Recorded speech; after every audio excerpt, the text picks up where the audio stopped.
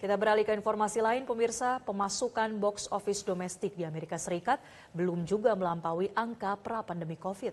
Ya, namun di luar faktor COVID-19, banyak hal yang membuat industri film sulit untuk mencapai pemasukan seperti tahun-tahun sebelumnya, seperti diungkapkan sejumlah distributor. Selengkapnya dilaporkan oleh tim VOA dari Washington DC. Setahun sejak dicabutnya status darurat pandemi COVID, industri perfilman dan bioskop belum sepenuhnya pulih. Ini juga diakui Bleecker Street, sebuah perusahaan distributor film independen.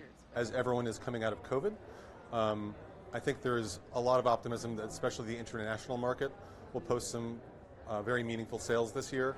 I think the biggest open question is to whether or not the U.S. Will match its foreign counterparts.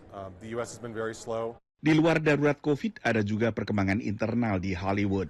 I have to say the market this year, in terms of the films that are on offer, and specifically films that aren't made yet, that have been packaged and are being pre-sold to distributors, the list is better and of a higher level than I think I've ever seen. It's really incredible, and I think it has to do with the fact that so many projects were held back or delayed because of the strikes in the U.S., and now they're all sort of coming to market. Tahun 2023 ditandai dua mogok massal pekerja perfilman, antara lain merespons ancaman teknologi kecerdasan buatan atau AI. Mogok aktor berlangsung Juli hingga November, sementara mogok penulis naskah berlangsung lebih lama lagi, yaitu Mei hingga September.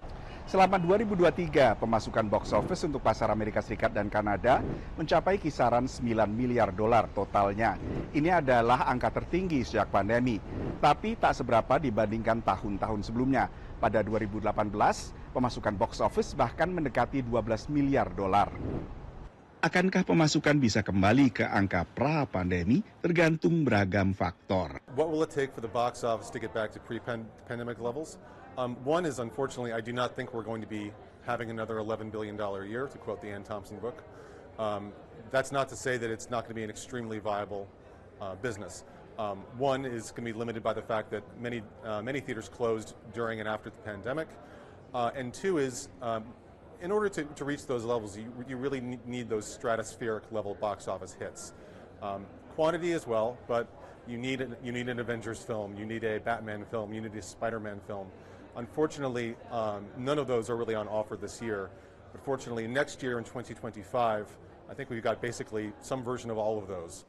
Di antara film yang paling ditunggu-tunggu pada 2025 adalah film baru Superman arahan James Gunn yang lebih dikenal lewat sukses serial film Guardians of the Galaxy berdasarkan komik Marvel, dan kini dipercaya Warner Brothers Discovery untuk menggarap ulang dunia superhero dari DC Comics. Sementara film ketiga fiksi ilmiah Avatar arahan James Cameron juga dirilis akhir tahun depan.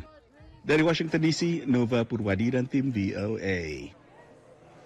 Jelajahi cara baru mendapatkan informasi. Download Metro TV Extend sekarang.